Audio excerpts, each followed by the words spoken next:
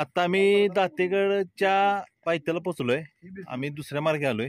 इथून धारेश्वरला जाता येतं. आणि हा माझ्या पाठीमध्ये दिसतोय तो दातेगड, घेरा दातेगड, सुंदरगड म्हणतात त्याला. आणि ह्या ठिकाणी आमची गाडी पार्क केलेली आहे. पार्किंगची सुद्धा सोय केलेली आहे छान.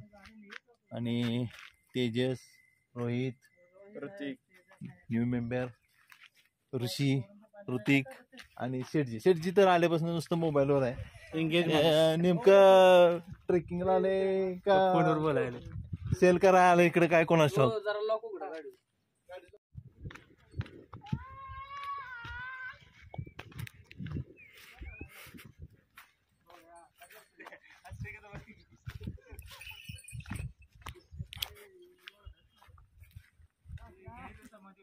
मावशी गाव कुठलं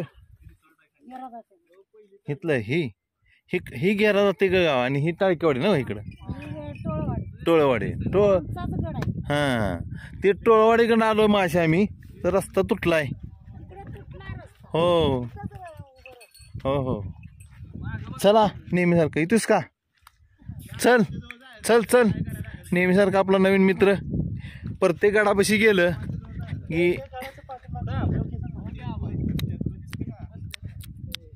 किती छान वातावरण झालंय बघा. ऑगस्टचा महिना आहे आणि रोहितला बरंच काय काय आज करायचं आहे.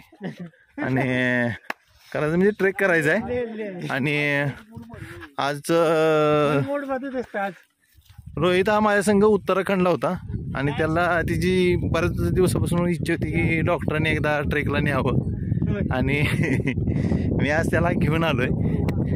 आणि बघा तो किती तयारीत आलाय की धबधब्या जायचं आहे म्हणल्यावर हा शॉर्ट पॅन्ट बूट बीट काय नव्हच. असून ते तरुण पोरगा आहे त्यामुळे जरा असतं.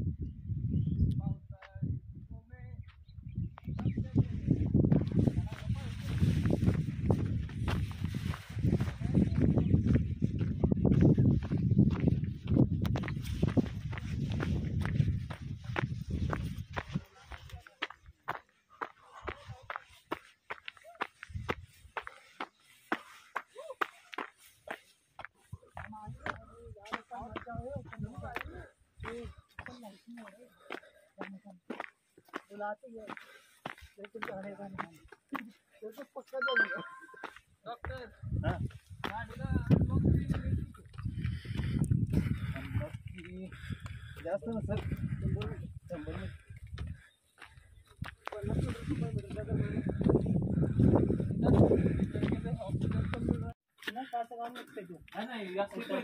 इथे गोवा आहे.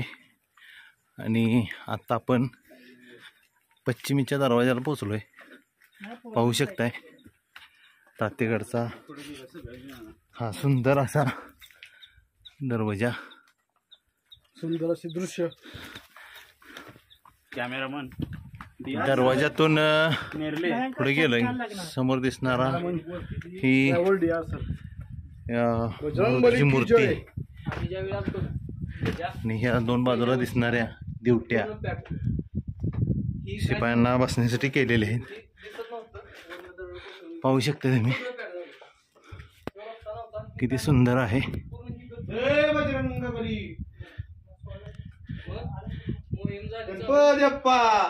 मोरया. आणि ह्या ठिकाणी असणारी गणेशाची सुंदर असं शिल्प, सुंदर अशी मूर्ती. ह्या गडाला त्यासाठी सुंदरगड असं नाव सुद्धा दिलेलं आहे. सुबक आणि ह्या मूर्तीत बरेच आहे. त्याच्या कान बघा गणपतीचे. मारुतीचं सुद्धा शिल्प बघा कसं सुंदर आहे. आणि इथून वर जाण्यासाठी ह्या सुंदर अशा पायऱ्या सगळ्या कातळात कोरलेल्या आहेत. आणि पावसाचे दिवस असल्यामुळं हे हिरवं गालिच्या असं पसरल्यासारखं दिसतंय. बघा किती सुंदर असं दृश्य आहे. पाहू शकताय तुम्ही. वर जाताना डाव्या हातालाच एक दिसणारी साधारणतः 5x5 असणारी ही गुहा तुम्ही बघू शकताय.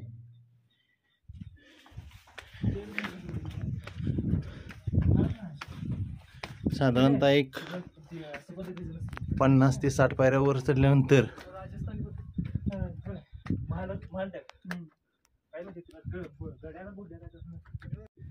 वर आल्यानंतर हे वाड्यांचे अवशेष पाहू शकताय तुम्ही.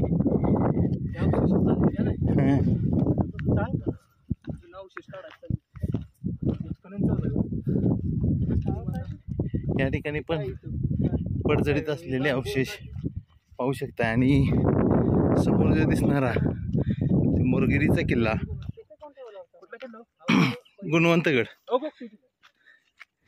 गुणवंतगड आणि कोयनामाई पाहू शकताय तुम्ही. कोयना नदी, गुणवंतगड, मोरगिरी.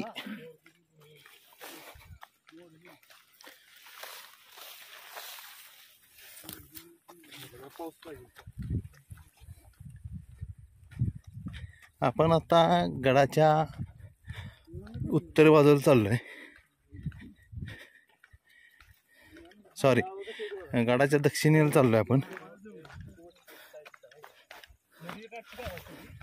गडाला तटबंदी ही नैसर्गिकच आहे.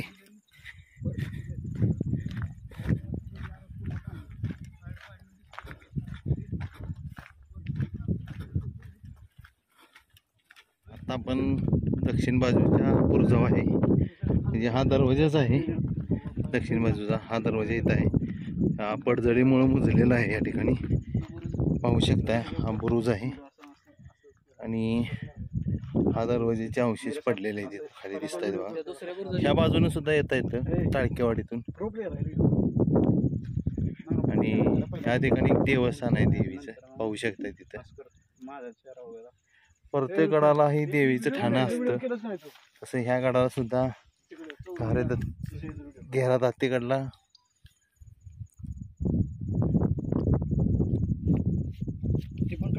समोर दिसणारा असंख्य पवनचक्क्या, निसर्गाचा आविष्कार पाहू शकताय तुम्ही.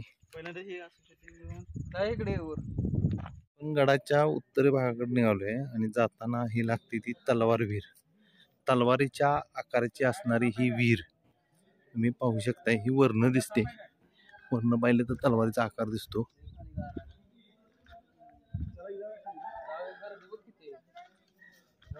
पाहू शकताय तलवारीच्या आकाराची विहीर. खाली असणाऱ्या सुंदर अशा पायऱ्या.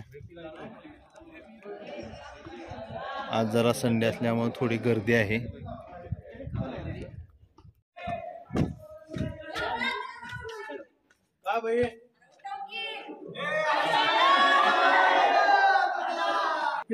पायरे मोठे आहेत, हळू खाली.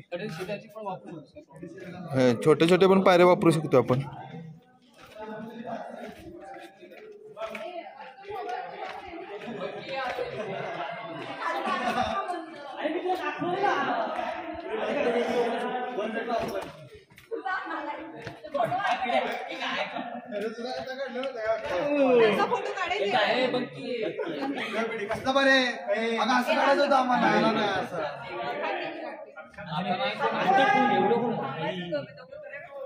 चला चला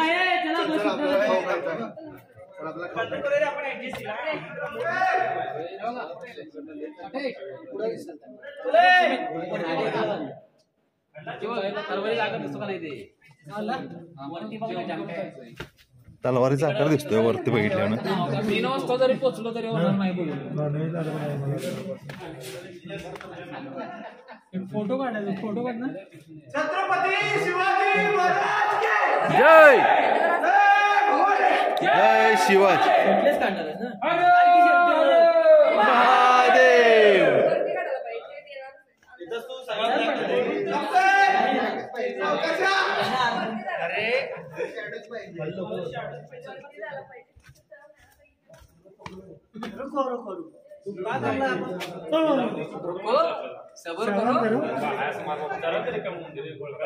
पाहू शकताय आता पावसाळा असल्यामुळे जरा पाणी आहे यात.